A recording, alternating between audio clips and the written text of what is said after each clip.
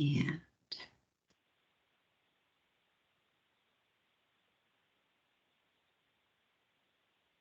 yeah. So for today's agenda, we will hear from Katie Heiss, more Ed Plan SC updates. Shannon Jones will talk to us about some CPI training opportunities. Peter will be talking to us about that ABA memo that came out from Rutledge.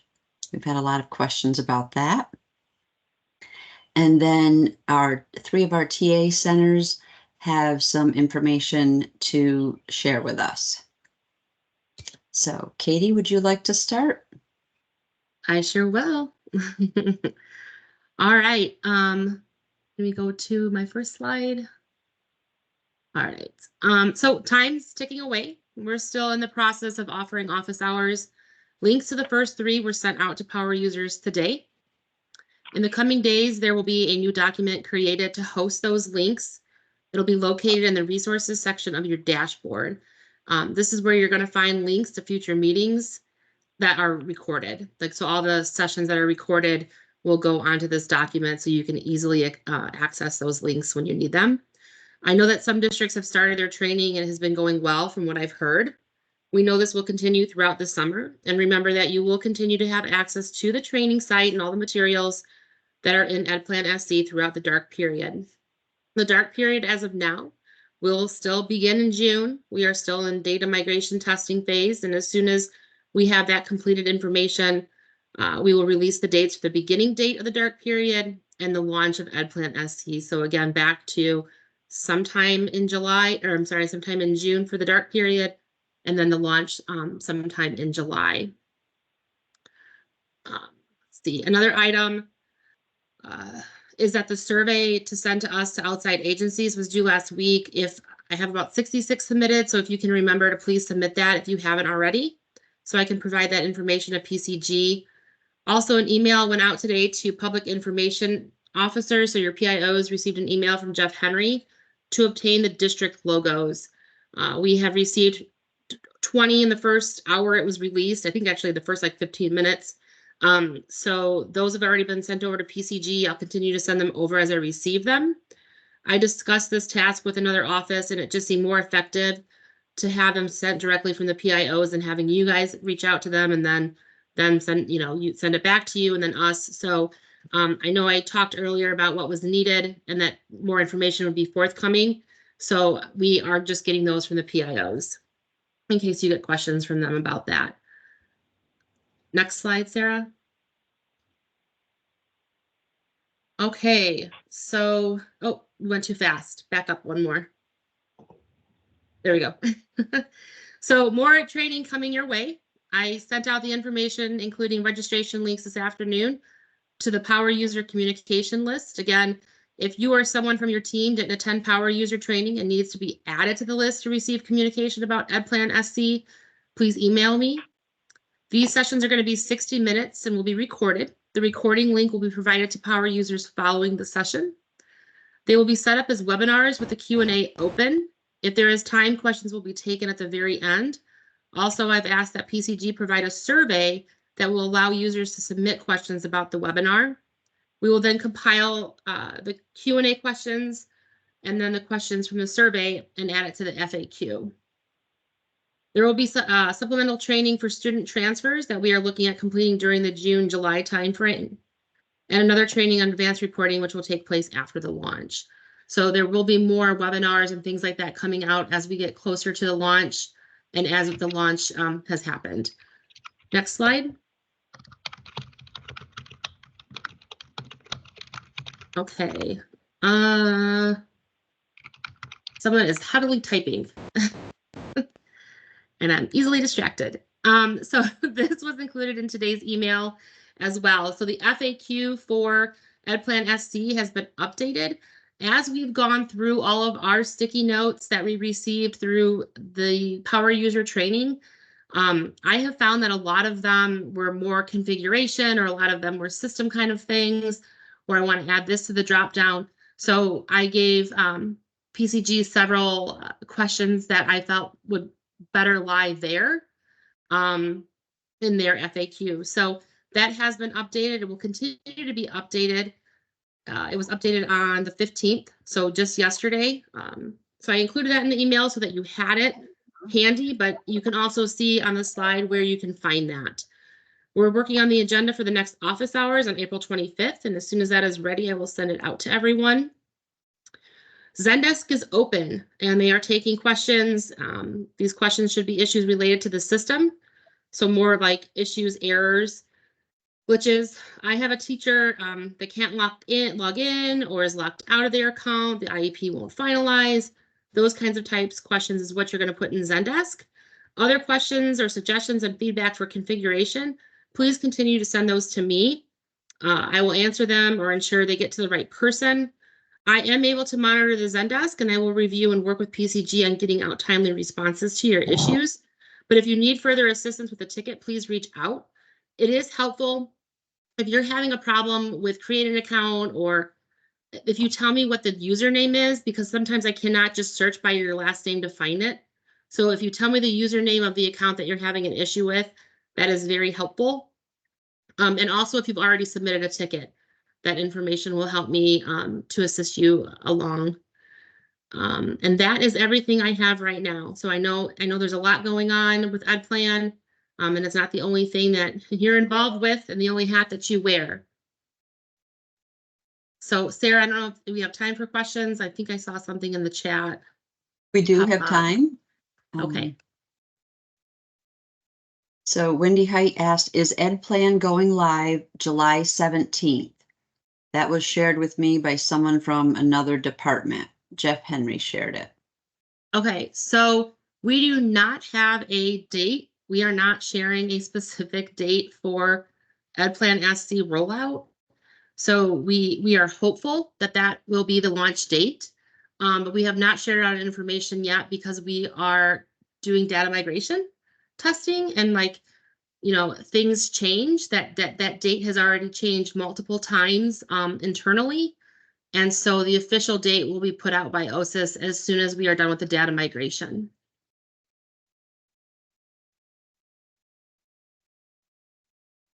Thank you. Any other questions for Katie?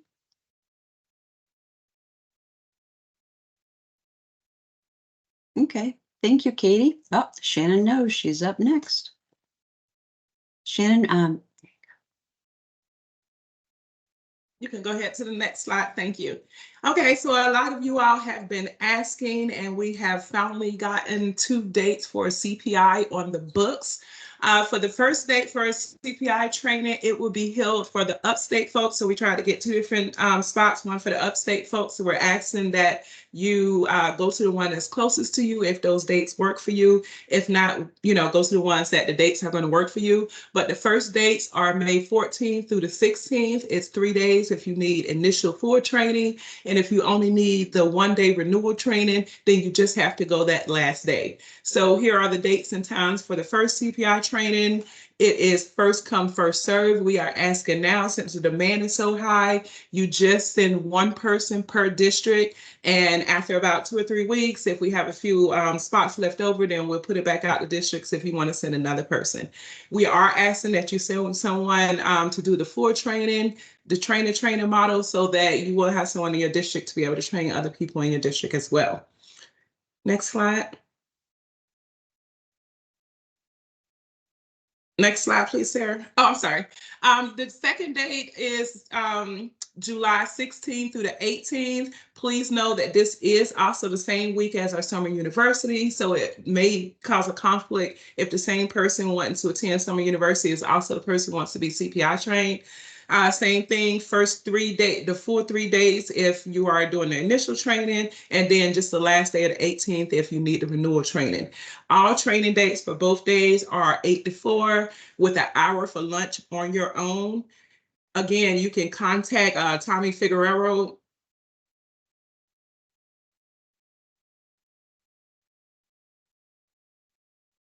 Shannon, you're muted. We heard as much as Tommy Figueroa, and then okay, after I'm that. not sure how I got on mute, but I just put Tommy's information in the chat. That way, if you want to go ahead and start contacting him again, I know it's in high demand. It's first come, first serve. You can call him if you have any any questions, that information is in the chat. You can also email him with your name, the email of the person who will be attending, and if they need the full initial training or if they need the renewal training. And again, we're just asking one per district for the first few weeks.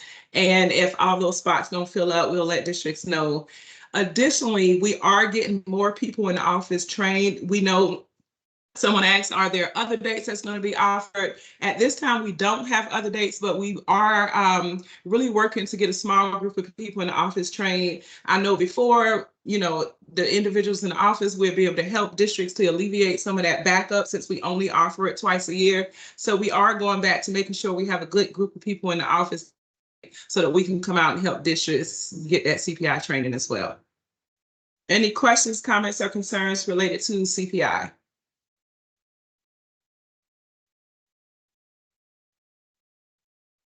That's all I have, Sarah. All right, thank you, Shannon. I think there's one question. Oh. Did you answer that in the chat? Yes. Oh, yes, you did. You got Let it. Wendy know. Yep. Okay, Peter, you're up. Oops. Well, I just gave you a Yep. slide. There's nothing. Go ahead. No, that's fine. So this was just, we got some questions about the memorandum that went out from Matthew Ferguson. It was dated April 2nd, 2024, and it's listed as case-by-case consideration of applied behavior therapy access in schools. So just so we're clear as to which memo we're speaking about. And the questions that came in, I got some questions in advance. What was the impetus for the memo? It's my understanding that some families approached the department, specifically reached out to Superintendent Weaver and some advocacy organizations, some autism advocacy organizations, and expressed that some districts had basically an absolute ban on allowing outside providers to come in to provide ABA therapy. So that was the concern that was voiced to the department. And so in response to that, they issued the memo. There was no complaint to OCR that I'm aware of, or state complaint under IDA or anything of that nature. And then another question is the memo saying that a district has to allow an outside provider, and that's not what it's saying. It's saying that on a case-by-case basis is how it should be considered. So if somebody comes with a request, and once again, that the memo is specifically directed at providing clarity when it's a request for the provision of medically necessary ABA therapy for students with autism spectrum disorder within school settings as prescribed by the student's qualified healthcare provider. So, and it's speaking to the ADA in section 504 in particular as to basically saying that there can't be any blanket policies on the books that says that this won't be considered. And that there's the requirement of the interactive process, which is typically used kind of in the employment context. So you'll see a lot of the guidance on interactive process, and ADA is employment related, but some of the same logic can be applied in the school setting as well. Let me get some of these questions again.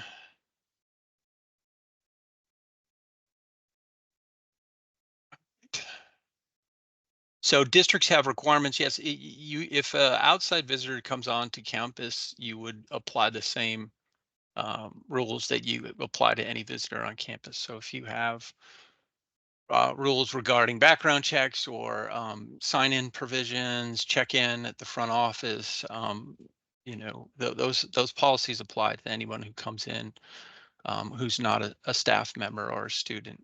So that would make sense. So this isn't a waiver of any policies, reasonable policies that would have in place.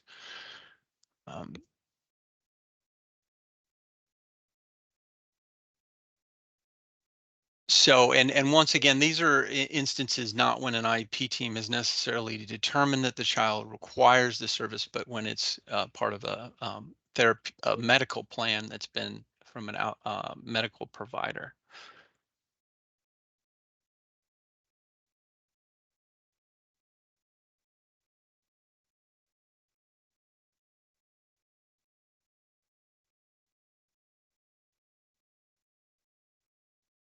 So let me get through the questions, and then Tracy, sure, you can speak once I get through the questions that were submitted to me in advance.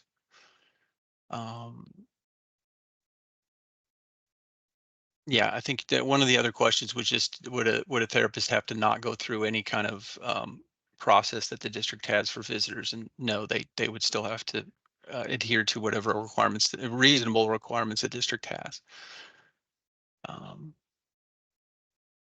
And yeah, I mean, there's also a concern because parents don't often know the differences between the law. I mean, the intersection of the three laws is quite complicated between ADA and 504, and sometimes a parent's request might not be framed exactly this way. So, I mean, it can come in different ways. I mean, some parents are going to ask for certain behavior therapy as part of their child's IEP. Some parents are going to come in and just say, this is part of an outside medical plan that we have, and we just want the child accommodated because there's no way to carry out the plan if the child doesn't receive the services in the school setting. So I think I've addressed the questions that were given to me in advance. So Tracy, go ahead since you had the first one. Yeah, I guess my concern, Peter, is, and I don't have the previous memo in front of me. Obviously, this memo we all received, but a few years back when we could first start billing for ABA therapy, that memo came out, and all the private providers who didn't want to do services from 5 p.m. to midnight started showing up and saying that they were now allowed to come into the schools. There was Barbara was fantastic at helping us clarify with them that no, that just meant that we could now bill for services that we were providing. There was no expectation that we take their service providers and bring them on board. We had to have lots of meetings. We have all kinds of people that have all kinds of medical people that they work with all day long. If we are starting now to say, hey, we can just open the door and they come in because we still have doctors that say a kid is LD. So just because we receive something from a physician saying that someone has it, I'm really unclear about this. I read your memo and thought, no big deal, threw it away, because to me, it was what we were already doing. We make an individual decision for every service provider, every service that the student needs. And then as far as a provider, we provide the provider. We in Greenville County Schools, we do not let people bring their dentist. We don't let them bring their therapist of any kind, because if we decided they needed it for FAPE, then we would provide that service. If we can't find the person, then we would obviously consider contracting. But so I'm very concerned when I heard other people's interpretations. I was shocked because I didn't read it that way at all. I get the piece about medically necessary, but I really think that this is caused a whole lot of confusion. But when you start saying that, we would now need to bring these people in, I mean, they're a dime a dozen with no training. And we had, we used to have in a different district that I was in, lots of people coming in, sitting in classrooms beside kids and billing ABA therapy. So I have great concern about how we're expected to discern and to handle this, not to mention how like you said, the intersection of this. So am I misunderstanding what you just said? Because we do have a district practice that we stand in front of. I go over it every year in the fall, that we do not allow outside providers to come in during our 7.5 hours with kids. It's a very prescribed amount of reading that we have to do, and all the things and the regulations that we have to do. If there is an individual situation and a team needs to consider if a student needs something for FAPE, we do that, and then we are charged with providing the staffing for it. So we would not take the nurse that's now living at the house and have her come in, or one of their providers that they choose. So I'm confused. Can you help me? Yeah, I mean, what this is saying, like I said, is there can't be a blanket policy. It needs to be a case-by-case consideration, and it's utilizing the interactive process that's set. People, right? For the service, it'd be case by case for the service. Yes. You don't. I mean, when somebody brings you any kind of accommodation request under ADA in any context, it's basically a discussion of what is needed from a medical standpoint, and then determining how that can be provided. So, I mean, and then it is a confusion that people have, and I've had that when I've represented people with disabilities, is that, when you start that interactive process and you basically make a request, there is nothing in the law that says it has to be provided in the way that you've requested. There has to be a reasonable accommodation, and usually and it has to be worked out. That's what the interactive process is about, is a discussion of, hey, I'm raising this as a concern for this, basically to make sure that my child receives what they, their school services, but also what they need from a medical standpoint. And so I'm asking for some accommodation. But it is not a mandate to provide it in any certain way. It was just to say that when a parent comes in and asks for an accommodation, and they're really asking for it under Section 504 and ADA, that it needs to be considered, and the district needs to engage in an interactive process and keep documentation of it. So it's no different than anything else. So it really only warranted a memo because someone from a particular group of people complained about it. So next week, if somebody complains that we're not providing a different kind of accommodation, we would then get another memo saying we need to look at that individually. I mean, I guess because what you just said is how I interpret it. This is nothing new, throw it away. I don't need to even tell anyone anything because everybody knows any request we're considering individually. And number one thing we're looking at is FAPE, and if they need it to be successful here. But then when we got on the call, you started talking about a blanket thing that says we don't let people in. Well, we don't let people in. We are going, if we need to offer a service, we are going to do everything in our power to hire them ourselves, whether that be straight out or contract, before we're going to have, I mean, to my knowledge, we don't have any agreements where we just have random people coming in because someone decided. We have middle schoolers, Peter, whose parents think they still need, tons of hours of ABA therapy, and their physicians will agree, or their nurse practitioner will sign it for them, often to leave the office. And then they show up here with something, and it's, the memo really reads that medically necessary then trumps us. And so I think that's where I think my colleagues and I have a lot of confusion on this, but maybe it's just me. But what I hear you saying is what we're doing in Greenville County, when someone asks for a horse or a zebra or a squirrel or ABA, we all come to the table and talk about it. And Right. So we would do nothing differently. And when somebody calls tomorrow and says, you now have a memo that says you have to let in my private behavior therapist, I'm still saying the same thing of, your IEP team will convene. They will consider whether your kid needs ABA for FAPE. If they do, then we'll provide you with and we probably necessarily aren't buying a new staff member, and we're certainly not getting your private company. That's not going to be our first thing that we would do. As a matter of fact, it would be last thing that we would do. So what way I hear all this is, if that's accurate, we're on the same page. Is that what you say? Well, I haven't reviewed your policy, so it'd be hard for me to make We don't have decision on that. But I mean, I think what I would recommend is, if there's some pieces of this that that you guys, that any of you feel that this is creating more uncertainty than certainty, then I would recommend that you do write that to Matthew and just express that and copy me on it. Because I mean, I can see how there could be some concerns or confusion. So I would go ahead and voice those in writing, as far as where the clarification needs to come. Like I said, as I read this, it is once again just saying that you can't reject a request for an accommodation, whether it's this or anything else, based upon a blanket policy, that it does require the interactive process under the ADA in Section 504.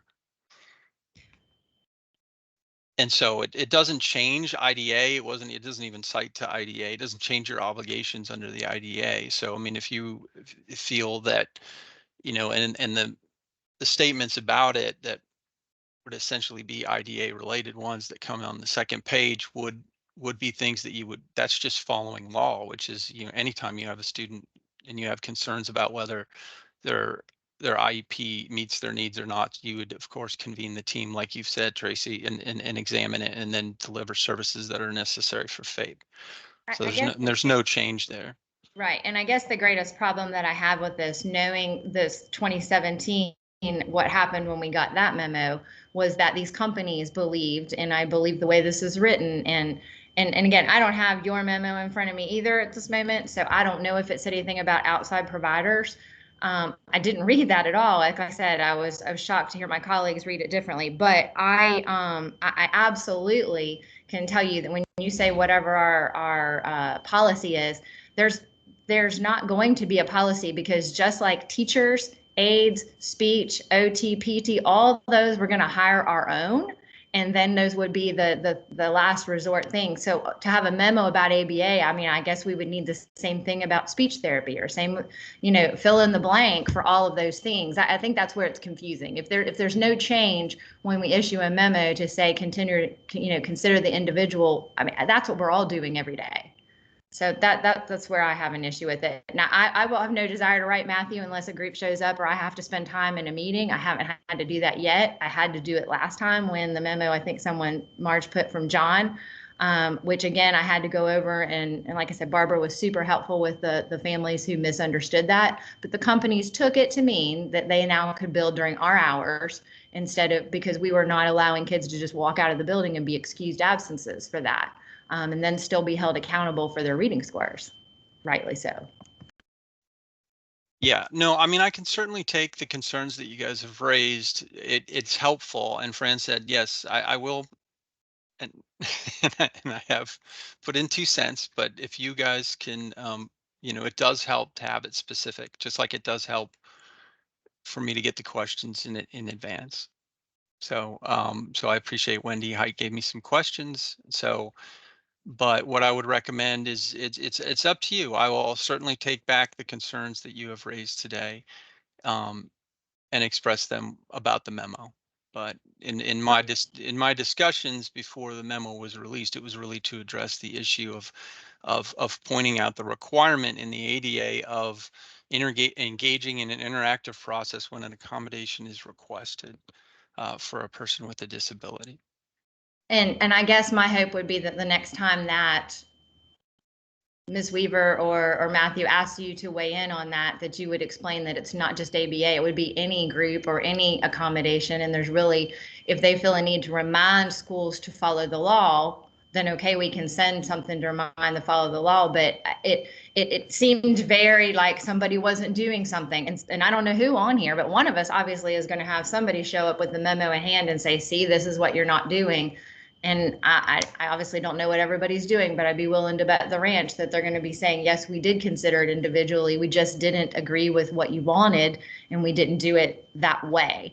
But again, letting outside providers is absolutely a no-go for me and for us. And so I don't follow the logic. So my hope would be that in the future that we would not do that. And I don't need a clarification to the clarification on this memo, but my colleagues on here may, if they're encountering parents or organizations who are coming to them separately. But we, to this date, have not had any issues.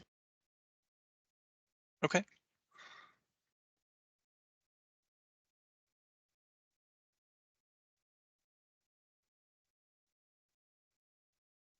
Like I said, I'll take back the concerns that you had with the wording of it. So.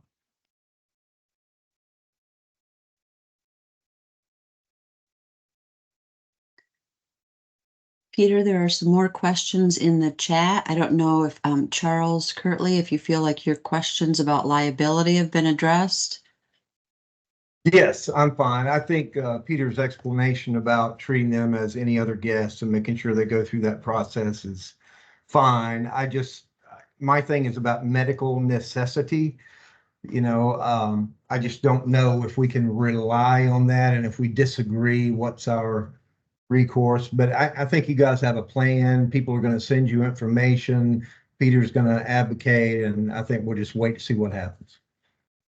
Okay, thank you. Thank you, Chuck. I appreciate that. Yeah. And there was another question, where is medically necessary defined? But again, that's something you'll look into. Tabitha asked, do you see this impact? That's mostly in case law. I mean, you'd have to look to how it does it. And once again, you'd be looking at ADA and Section 504 case law. Tabitha asked if you see this impacting IEP development. I mean, it could be, like I said, I don't know that a lot of parents, I mean, sometimes these situations arise and, they don't know how to phrase it necessarily. So some situations may be a concern about the services in the IEP, and whether it's sufficient to provide the child with FAPE. So they may just be asking, can we add this service to the IEP? And then you would address it as an IEP team like you've always done. So that's how you would address that issue. So I mean, it affects IEP development if it's an IEP issue, and that's what the parent is raising. Okay. I'm not sure who this, it just says unknown user, but ABAs are supervised by a BCBA. So would our BCBA have to supervise the person providing the ABA service? That's not what I was understanding from the one that they're talking about, like insurance covered ABA therapist. They should be supervised by a BCBA. But that would be a private BCBA if the parents are getting private services. Wendy, do you feel like your comment was addressed?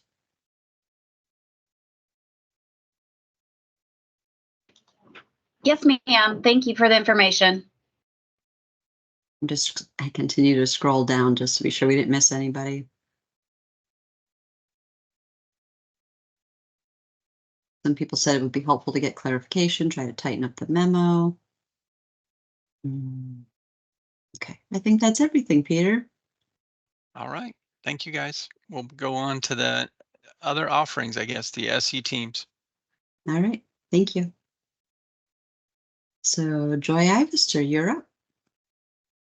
All right, thank you, Sarah. Can you scroll on to the next slide for me? All right, so we just wanted to point out some dates that are coming up. We have set the next interagency transition conference and are going to focus as well on dropout prevention, September 8th through 10th in Greenville, coming in on that Sunday night. Again, hosting the event on the 9th and 10th, again at the Main Street Hyatt. Super excited about that. So put that on your calendar. And I think Deanna is going to talk a little bit more about Summer University and those offerings. But we will be hosting 3 different focused events during that week-long training series, focusing on the South Carolina Employability Credential, the Diploma Planning Institute, which is geared towards local high school teams that are interested in developing strategic plans for program improvement in the area of dropout prevention, and then with the strategic instruction model as well. And then again, highlighting there are going to be a number of diploma planning institutes that are tentatively scheduled in Columbia, Greenville, and in Charleston. We've got Greenville and Greenville and one of the Columbia at the Still working. Oh, Siri is talking to me. I'm sorry, but I'm not sure how to get rid of her. I'm having Okay, I was I'm having wondering trouble where that was I'm coming having from. trouble with her. She said, but with the Diploma Planning Institutes, which will focus on those local graduation teams. So if you are finding that your determinations are struggling in the areas of dropout prevention and graduation, this is an excellent opportunity to address those areas with a team. I think there's one more slide. There you go. All right, great. So this is an overview quickly of the professional developers cadre with the strategic instruction model. This is something really exciting that we are doing with the Academic Alliance of South Carolina in collaboration, obviously, with the Office of Special Education Services. We will be hosting 3 content sessions and strategy sessions during Summer University that are open to individuals in the state that are interested in getting training in those areas. And then through that, working with those participants as well as others in the state who have participated in previous trainings with the strategic instruction model, to help build a larger cadre of trainers in the state, what they call professional developers. So this is a quick overview of what the process will look like. but we're looking to kind of enhance those trainers and making sure that we have sufficient resources in the state to support those students who are working on more academic trajectories, looking towards graduating with a high school diploma and need those academic supports in the classroom. So, and this is something that crosses over as well to students that are just struggling and, with their content. So it's a great resource for our high schools and middle schools, and my understanding is elementary schools as well. So keep an eye out for that. Thank you, Joy. Thank you. Next, Melissa Griffin, already ready for us. Hey everyone. So in previous meetings, we had mentioned the save the date for our upcoming conference, our Early Childhood Inclusion Conference, and that'll be on October 17th. Our theme this year is moving forward together. And so our sessions will be based on the recommendations from the updated federal policy statement on inclusion for children with disabilities. And we currently have our call for proposals open. That will remain open until May 31st. So please visit that page, and I will put a link in the chat as well. And that's what we have for this week. Thank you, Sarah. Thank you. Next, Deanna. Good afternoon, everyone. We wanted to share with you the remainder of our April events. Tomorrow is the third in our problem solving series, the third session. If you haven't been able to attend, you can access the other two sessions and the information via our website. If you scroll to the bottom of the homepage, you'll see a link to our problem solving series. On the 24th, which is next Wednesday, is our monthly evidence-based practice network, where Dr. Kent Parker will talk about progress monitoring for instructional decision-making for students with extensive support needs. All of our events are from 3 to 4. And when you get this, you can do the link from the calendar tab to register for any of these. I think Susan is on and was going to drop some information, some links into the chat. And I'll ask Sarah if you advance one more slide, please. We are still looking for people to join our co-op. We've had some districts come on board to partner with us already. The information is here on if you want to look and see how to join, get some information on what this is about and how we can support you. Joy mentioned our summer university event. All the TA centers who have current district partners or anybody who's coming on board with the Academic Alliance through the co-op, you will be getting, if you haven't already received, early chance for registration to summer university events. So that's links directly to you from the TA center that you're partnered with, so you can have first choice of what sessions you want to sign up for. So be looking for that. And I don't have a slide for this, but I just wanted to comment on the partnership that we have with the Transition Alliance to develop professional developers for the strategic instruction models.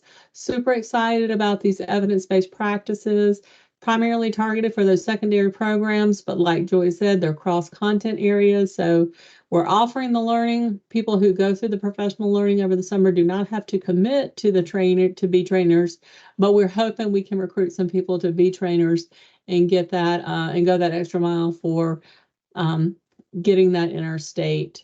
Having these resources. And I think Susan had a link for that as well, the flyer for that was created to share with everyone. And I can't see the chat right now, so I don't know if anything is getting in there or not, but no, I don't see anything, Deanna. Okay.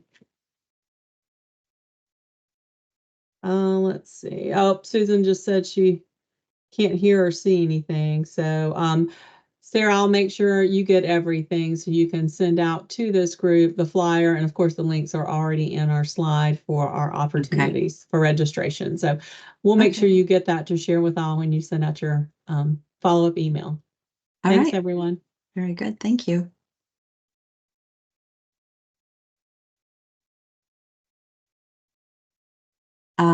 So I guess this would go to all the SC teams, TA centers, but since you were just talking, Deanna, Wendy Height said, it's really hard for me to plan for my staff to attend any additional training this summer, given that we are training on Ed Plan, just an FYI. Okay, I will have this PowerPoint in the Google folder immediately after this meeting, and then the recording will be sent out for captioning, and it should be back in probably by the end of the week, and then that will be in the folder as well.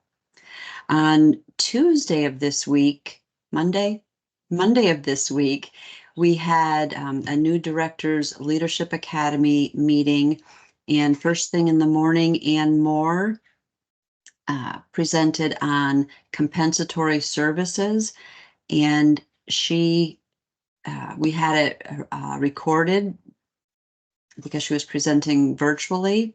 And at the end of the day, we had a presentation from Marlene Metz and Sarah Garrett on parentally placed private school children, PPSC, yes, I said all that. And that will also, it's already been sent out for captioning, so I expect that back by the end of the week.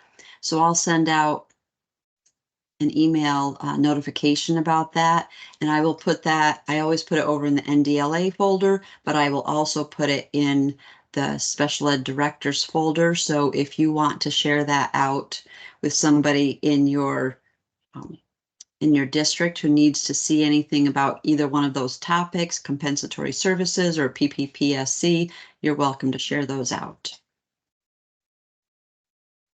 Peter, did you have anything else you needed to share? I think there was a question about additional Ed Plan training. We don't have any. Katie can chime in, but we don't have any training, power user training. I mean, that was the power user training we provided. So if you have new people coming on board, obviously, usually that would be the district, right, Katie, that would provide that training, the power users at the district. Yes, we've had a little discussion about possibly offering another power user type session. We did PCG provided us 10, and then I, along with some other members from OSIS, did another one. And so the thought was that, I was a little nervous if districts only sent 2 people, and during the summer, one of them retires or something happens. And so we are considering that. So if you think that's something that could be beneficial, if you know that there's somebody new that's coming in, then it might be better to have firsthand. Just send me a message so I can get feedback on what that's going to look like. We're not going to be able to offer 10 sessions, or anything like that, but offering 1 or 2 sessions, maybe regionally in different parts of the state, might be something that I can do. Anything else? It looks like Chuck had a question about the Able Savings Pro. We had that recorded session, so we did have that presentation already, right, Sarah? I forget Yes. what was the date? Okay, that's great. Then I just have to go back and check it. I appreciate it.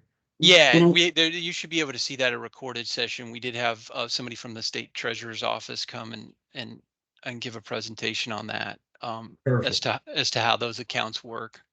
Yeah. Thank you, sir. And Chuck, that took a little while to get through the captioning process, so I will have to look and see if it's back yet, and if it is, I'll make sure it's in the special ed directors folder in Google. Good deal. I appreciate it. Absolutely.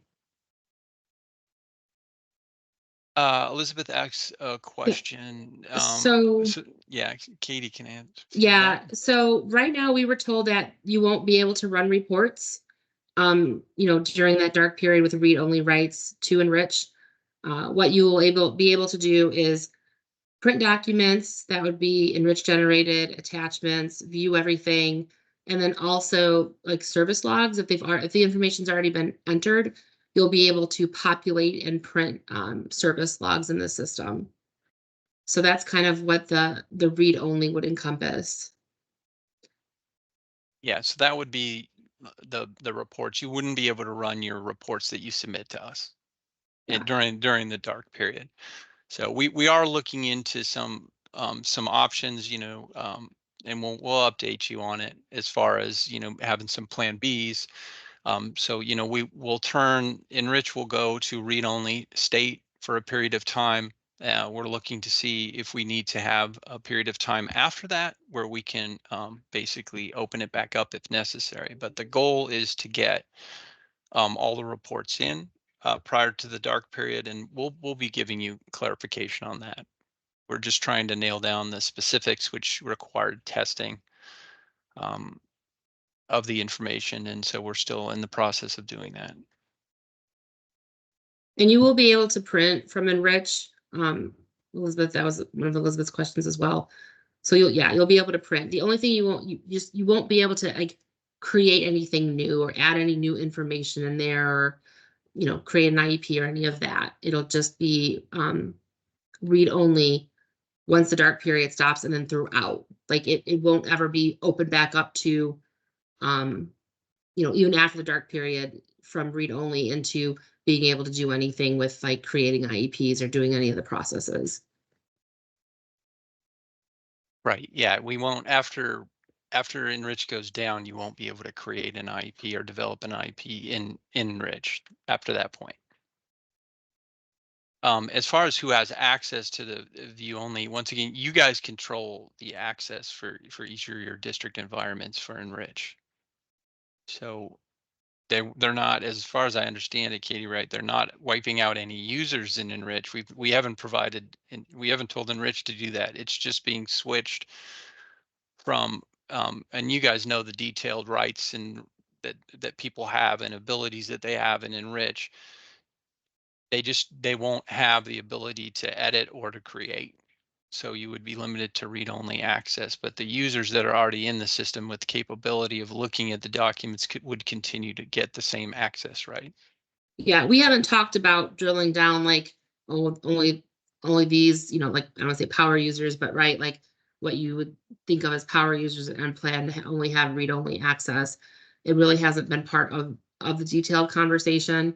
So that's something we can follow up on. But from what we know right now, if they have access currently, they're still going to have access until you take that access away from them at the district level. And I mean, because it's a different environment system, it would ultimately, you guys have been the gatekeepers for that, for the last 10 years. So I don't even know how Frontline would be able to change a user in your system individually. So that would be up to you to decide. I mean, if you think you need to take some people out of the system, then you could do so, but that would be a district choice.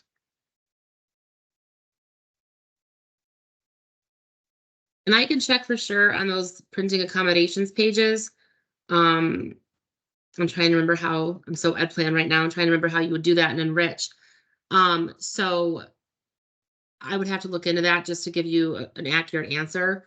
I think that you should be able to, but I'm going to talk to Frontline specifically about that question, Elizabeth.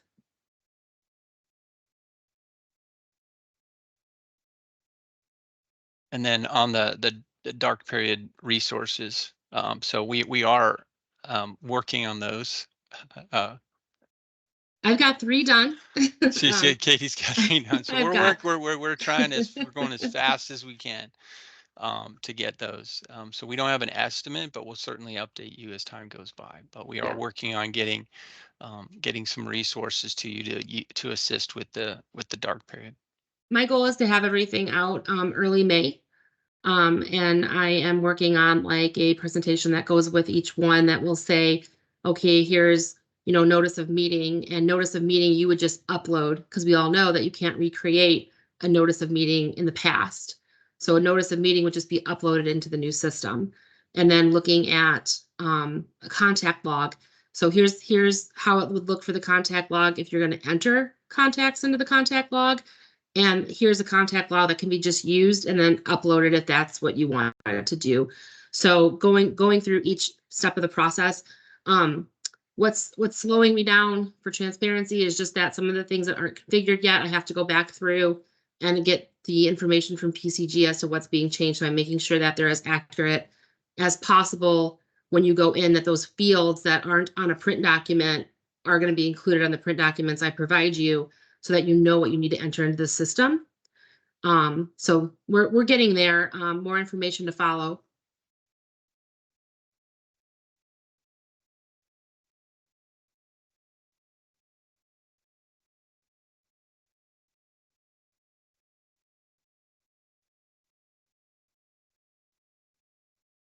I think that's all the questions we have. Wendy's raising her hand. So I received an email from my tech person just a few minutes ago, which is why I'm sharing this while y'all are here. Our technology directors were told that this past Friday that Enrich will go dark June 17th. So then I'm not going to disclose who from your office said, then yes, we would submit our reports for indicators 7, 11, 12, and table 4 on or before June 14th. So I'm not asking you to confirm or verify all the dates, but when different offices are sharing different dates, and then we're not, I mean, I'm trusting your office. I'm the special ed director. I need to go to you. Then we hear from our colleagues in our other offices. It's just frustrating, I guess. So I appreciate any communication that you can share with the other departments at the state, so we're all on the same page, because honestly, we're freaking out that we have to submit everything before May 31st for all the reports. And so now this June 14th date is something that's being shared as well. So I'm going to stop rambling, but I just, while y'all are here, I wanted to share with you what was just sent to me on an email. Thank you. No, I appreciate that. We have been, I mean, luckily this has been a joint project with the Rutledge, the department IT. We do meet regularly with them. I mean, sometimes it's just a way in which it's conveyed, and sometimes it's misinterpreted. But we will get you what I didn't want to do is to provide you with, estimates that continually get revised. So we believe me, we want these dates as bad as you do, to be able to pin it down and say, here it is. And we've been working hard, trust me, on trying to get that information. So we'll give it to you as soon as possible. I mean, but these are what we're estimating. And as far as doing it, I mean, some schools go into June for their end of the school year. So for those districts, certainly it would be unrealistic to give a report that requires the school year to be completed. So they would get at least until their end date.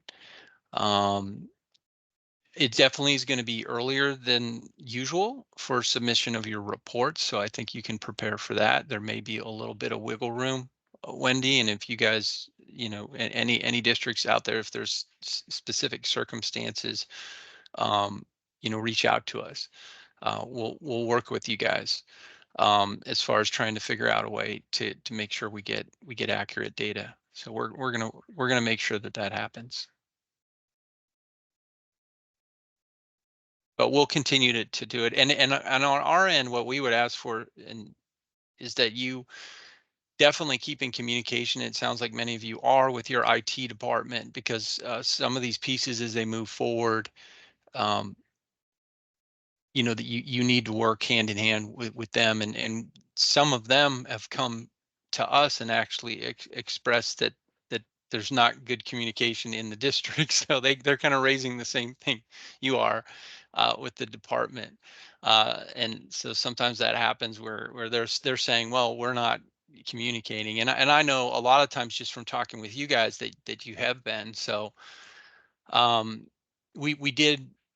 I did attend one meeting, Katie and I, of the data governance group, and so we were getting some information from that group, just to make sure they're online. And we'll also be attending some future meetings just to provide clarification. And they asked some very good questions, on the technical side of it, that PCG was able to answer, and some questions that we had to look back and say, okay, well, how are we going to address this? So the bottom line is there's a lot of moving pieces. From my experience, we've actually been tighter on this one with our IT department regularly being part of meetings than I've seen on any other project launched in this agency. So I mean, we've really made an attempt. But that being said, there's still times that information is going to get out in a different way, and it may or may not be interpreted. So, I mean, somebody heard Enrich and said that it was the end of the year, or some timeline was at the end of the year, and that's never been meaning the end of the calendar year. And so I think that was just a misinterpretation. But some of those things we've seen happen, and that wasn't said by anybody. That wasn't said by IT. And I think what they were thinking of was Enrich Assess. It was some statement made about Enrich and Assess, and it had nothing to do with the IEP system. So anyway, we'll do the best we can. We're trying to, and definitely, we're your direct contact. We're giving you the best information that we have. So. And we're trying to make sure that it's accurate. And like I said before, that date has changed 4 times for the launch date. And so we thought it would, have more confusion as to, oh, it's this date, now it's this date, now it's this date. And so we apologize that date was shared. It was kind of an internal, like, this is what we're working with. I don't know if it's going to be earlier than that, and it could potentially be later than that, but that's why the dates weren't given out yet. So we apologize that you didn't hear it first from us, and that information was shared out. Peter, Susan Thomas has her hand up. Okay. Hey, I know Ed Plan is the center of everybody's mind, but I just want to give one reminder about Summer University, because I understand the trouble for training. But remember, this isn't just for special ed. This is a great time for us to really join our general education partners. The strategies that all of us are doing during Summer University really works for all students. Our students just need them with more intensity. They're evidence-based practices. So you might want to think about including your instructional, if you have instructional coordinators or some instructional coaches, even some building level instructional coaches that might want to come and get that training this summer. Remember, we keep talking about that. I think it's 68% of our students spend more than 80% of their school day in general education. So if we could get these strategies across, it would be great. So when you're thinking about Summer University, please remember that too. Thank you, Susan.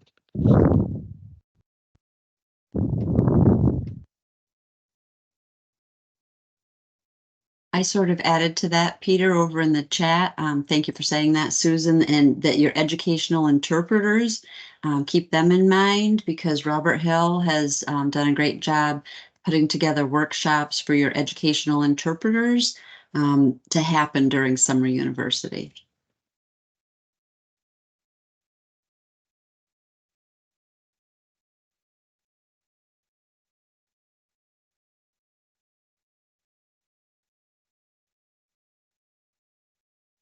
Okay.